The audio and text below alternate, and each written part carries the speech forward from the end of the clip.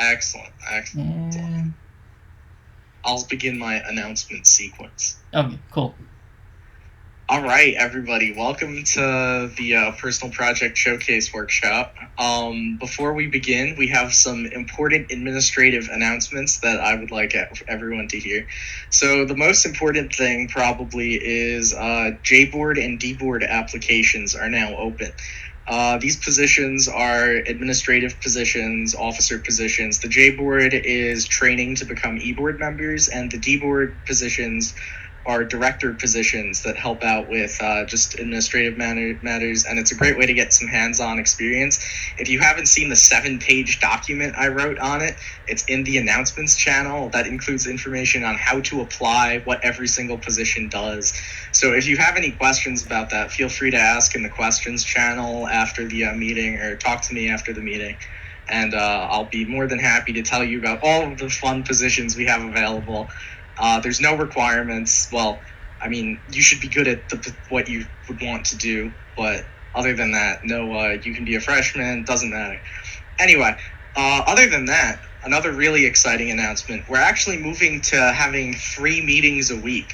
Now, you're not like required to come to all 3 meetings a week, but we figured that it would be a good way to help people, work on some of the other stuff. So the first meeting we're introducing is Monday nights at 8. We're going to do interview prep for half an hour every Monday night at 8 p.m. And we're just going to go on HackerRank and look at a few questions together and just, try and prepare people for their interviews, basically. That's the real goal of that. It's primarily going to be computer science based, but we're also going to be looking at, if you are an electrical or computer engineering person, we're more than happy to help you out at those meetings as well. And then on Fridays, every Friday, we're going to have a project day, where Fridays at 8 p.m. we're going to just, talk about what side projects we're working on.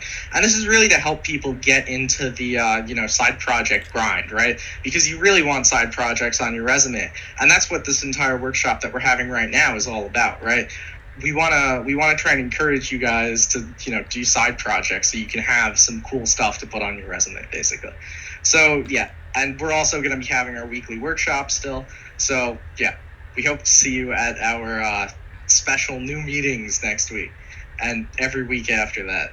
Great way to get involved, great way to get stuff to put on your resume, and great way to prepare for interviews. So that's the announcements. So I'm going to hand things over to Robin, and he has a great presentation lined up for us. Okay. Thank you, James. So hello, everyone.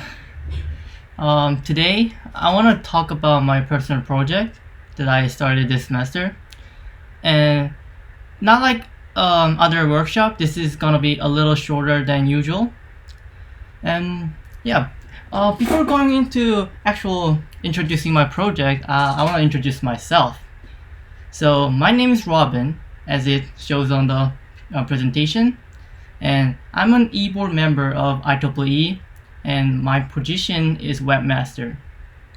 And I'm also a A+ tutor for UAlbany. If you wanna get some help, you can do that too. And I'm a senior computer science major. Okay, that's it for my brief introduction. Let's get to it. So, for the contents, it's kind of boring to just showing my project, like demos. It's gonna be 10 minutes. So I prepared for like more motivative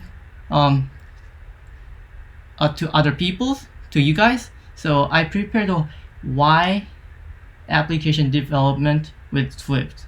This is my personal project is iOS application.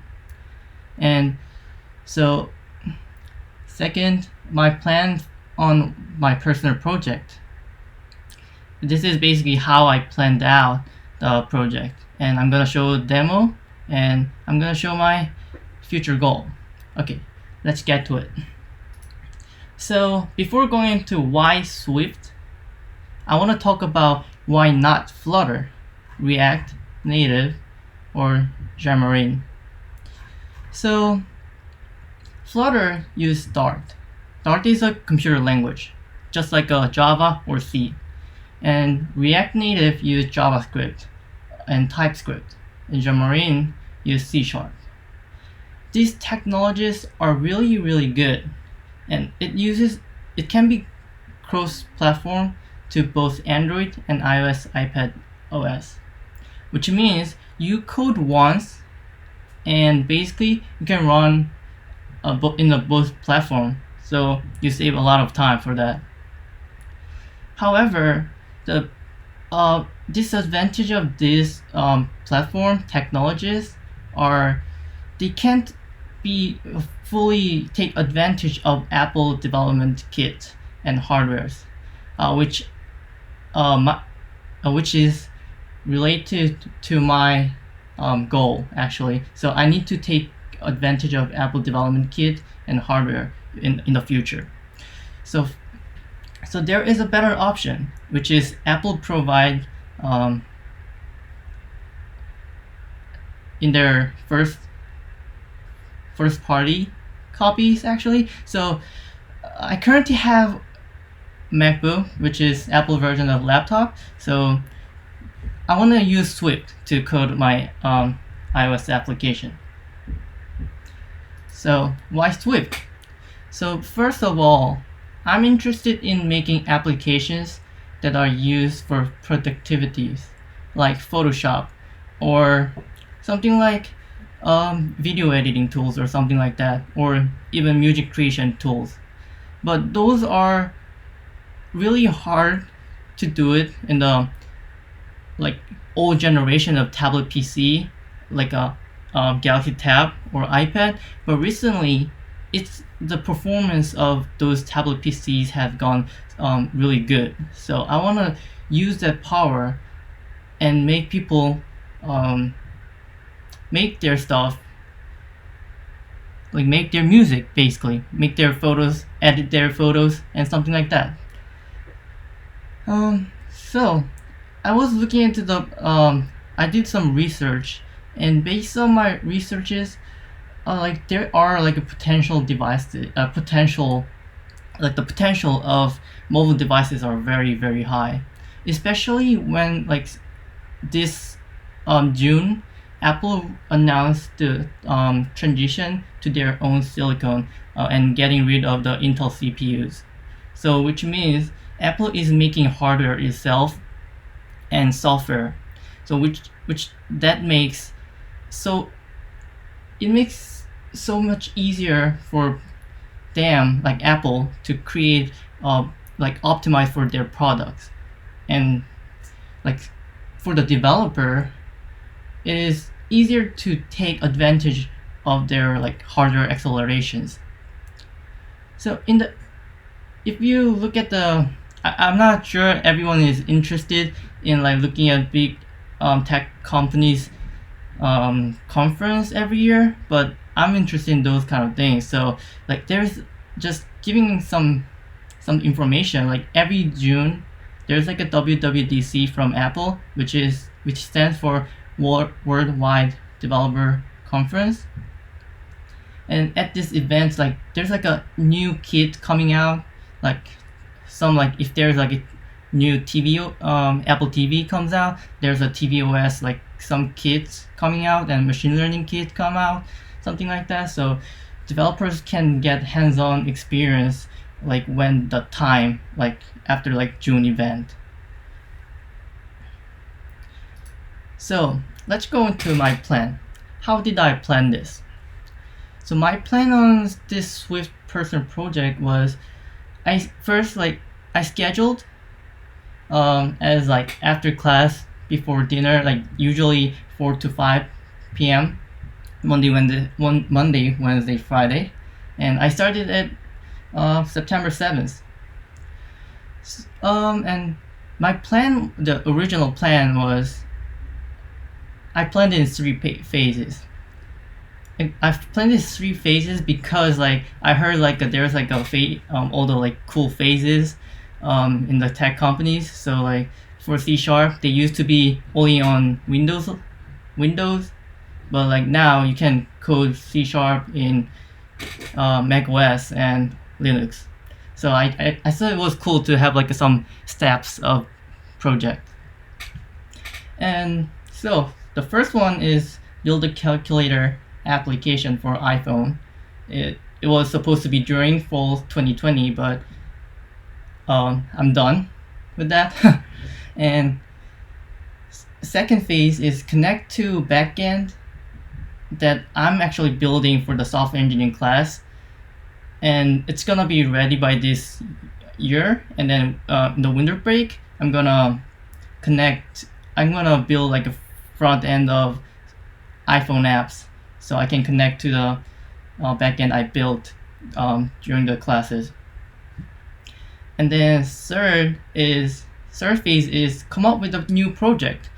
And I'm like I said, I'm interested in like productivity apps like Photoshops and stuff. So I'm more likely to work on basic drawing application. So maybe people can take a note take.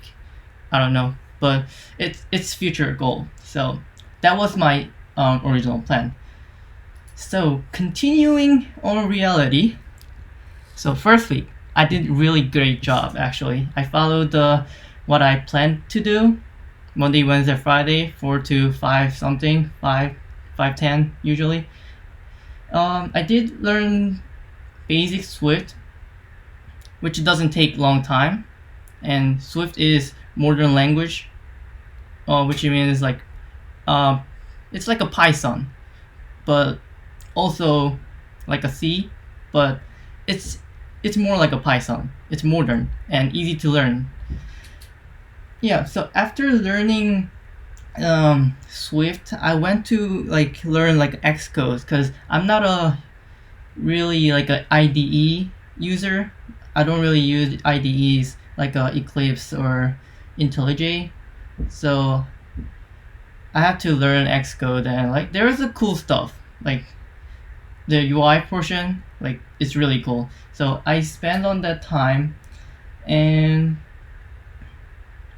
yeah, like not much, but like I spend like 1 or 2 week, like 2 week, I guess.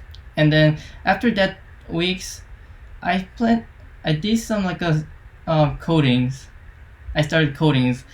But the reality was like I'm also a person. I'm also human. Like I was lazy. I was being lazy, and I didn't do coding sometimes, and I didn't even look at Swift the code because I was tired after all those work from school. So the lastly, I actually had to make myself work by saying to other e-board members that I want to do this workshop like today. So I pushed myself, and I actually finished this pretty earlier um, than I expected. So I actually finished this presentation and making application like last week Wednesday. Yeah. So that was reality of my plan. So let's get into cool stuff. Demo. Robin, before we do the demo, Uh-huh. does anyone have any questions for you? Oh yeah, of Any course. questions, anyone? I have a question, Robin. Do you Yeah. think that having a hard deadline like that really helps you, helps motivate people towards getting stuff done? Do you think having stuff like this would makes people more likely to finish projects? It is not ideal, of course. Like just be Of course. continuously doing something is the best choice. But like for me, I mean we're seniors. Like some, I mean I don't say like freshmen doesn't do much work, but they definitely do a lot of work, especially gen eds and stuff. But I'm tired too. Like everyone is probably tired, and senior has a lot of work to do, and the materials are pretty hard. So yeah. So are you saying that people should work on projects when they're freshmen? Is that what I'm hearing? Oh, you anytime actually. I'm trying to push myself to do my own project. I started this project this year. I mean this semester. So yeah. Well, that's it. Yeah. No other questions? Any other Yeah. Any questions, other anyone? questions?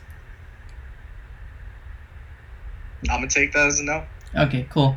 So. Okay. Does see my application? Does anyone see my application? I think No. I have to Are you share another sharing window, the right? screen or a window? Okay, like I think I have to share.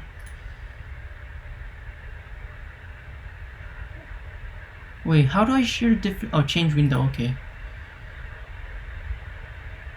Oh, You might screen. have to end the stream and reshare it. I I think I can do it. Screen change. Oh, there we go. Yeah, cool. Yeah, wow. Yeah, that looks So good. this is actually this one is not. I didn't do this one. Um, this semester. I did this on some like during the summer vacation. So this is Dart, and this is what I'm saying. This is a part. Why not part? Why not Flutter? So Flutter code is basically a form of um, a little bit modernized Java, I would say, or JavaScript. So I'm not going to go over the code because it's just demo purpose. So let's run the application. Okay, if I remember. Oh yeah.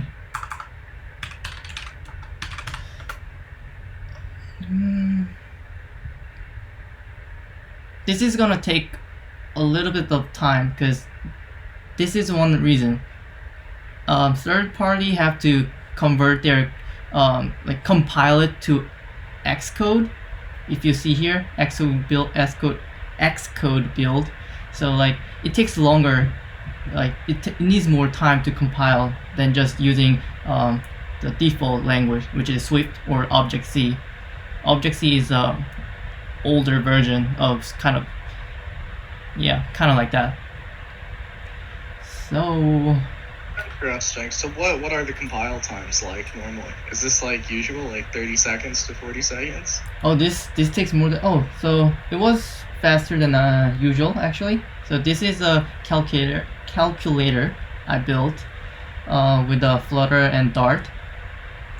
So usually it takes like a 400 millisecond. That's what it says, but Oh, not bad.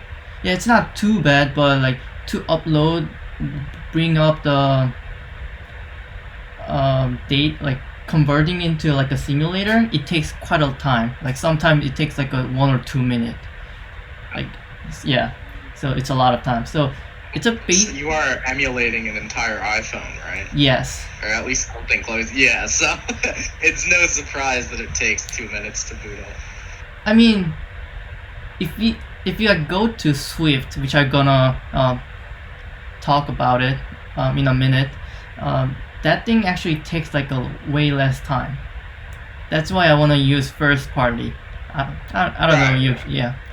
So this is calculator I built with the Dart and Flutter, and this I can run with a Android Studio, which we went over. I mean, Josh had a great workshop last week. So you can, if you do Android Studio, you can actually run like Android emulator, and then like you will have same result. But I'm not gonna do it because I deleted Android Studio. It's basically I don't have storage left in my computer. That's why. I'm sorry. But yeah, so it's a basic calculator. This is a 15 times, I don't know, 9. I hope that's right. It probably is. And like if I have an answer like maybe 89, and I want to tip 20% of the price, like I can just 20%, and there's a it's 89, the 20% is a 17.8, so total is 106.8. Yeah, so that's basically it. Actually, nothing crazy. It's a basic calculator, you know this. And I'm going to go to another window, which is iOS app development, like the main stuff that I did during this semester. So this is this one. So yeah, it's more like an Android Studio. So you can actually go to like a UI interface, and you can look at it. Like you can like drop the button. I think this is a button. Yeah, there's a label, like switches, like regular stuff you can look at in you can find in your phones, these stuff. And you connect to something called view controller, and this is a something called main storyboard, and you connect to view controller, and then it reacts um, based on our input here. So let's run this thing. So it's already successful. See how fast it is. Yeah, it's a difference. Cool. Yeah, so Well, what's that? that's really cool. Yeah, right. It's way I faster. think it's very cool that you can see exactly how it's working as well with just that little bit of code. Yeah, You can literally see like, oh, you just press a button, and then that's what executes when you press a button. I think that's a really good minimalist example of just how you can get into. I don't want to say how easy it is to develop Yeah. applications, but I think if you can understand like the first few lines of code there, I think you're pretty good. Like the only barrier to entry for this is really just downloading it and Yeah. doing a few tutorials. But if you can read code, you can basically do anything. Yeah, Easy. the thing is, most of the code here are pre-built already, so like you don't really have to code. That's a like really convenient way to start application development actually. So I was actually gonna do like a live coding a little bit here, but I'm not gonna do it. I realize that people don't like live coding. So like it's a So, basic calculator, 28 time. It's a different style. I was trying to copy the exact iOS app, like it's a default iOS app. That's right. this one. So it's not exact same, but pretty much the same. Like that this part I had to fix some part. 96 minus 6, probably 90, like that. The reason I made the calculator is that you make a UI, a little bit of UI, and you do a little bit of algorithms, which is really easy, plus, minus, times, divide, like those kind of stuff. That's why I think like it was a good practice for the beginners to start doing calculator, and which everyone can do it, because we learned these kind of things forever, so everyone can do this. Yeah, so that's it for my demo. And I actually talked about the future things, but like I'm gonna still do it. Okay, can everybody see it? Oh, Yeah, there you go. I can see it. Okay, cool. Present. There you go. Okay, so what is next? Phase 2. So build an application that connects to my working software engineering class that uses a Java Spring. It's gonna be backend, and my fellow friends are actually making a front end part in web application format. So they're using JavaScript, but I want to make it into iOS application, so I can like test my knowledges that I've learned, and it's fun, you know. Yeah, basically it's so much fun, like just making some like cool stuff. And the thing is, I'm gonna like continuing learning Swift and look at the latest documentation of Swift UI. Swift UI is I think it's announced in 2019 June WWDC, and this is a new new thing. Like it's a new thing. It's getting really popular recently, And like the one I use the UI kit, which is old generation of Swift UI. Uh, I started with this because I just wanted to understand how it actually works. So basically, I want to do like I want to learn from basic stuff, what was like it in the past, and like I want to go up to Swift UI so I can learn the modern format of programming, application programming. So I'm gonna learn Swift UI, and I actually find a really cool source from Stanford. It's free. Stanford lecture free. Yeah, it's on Swift UI. So I'm watching it on YouTube. So if someone is interested in that, you can also use that.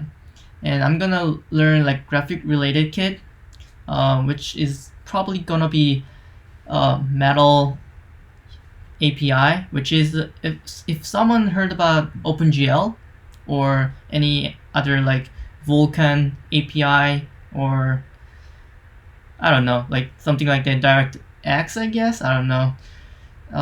Those are like those versions are not available in macOS, at least like for the newer generation MacBook that's gonna be with Apple Silicon based Mac. So I'm gonna try to run like learn what did I say? Metal API for the Phase 3 project. It's gonna be next year. And so I'm gonna finish up my presentation with a quote of Steve Wozniak, one of my favorite um, programmer and an engineer. So artists work best alone and work alone. So it basically means we like a computer science, computer engineers. We are not artists, you know. Um, Personal project, it you work alone. So yeah, we work best when we work alone. And so I'm gonna do this one too. What is your personal project?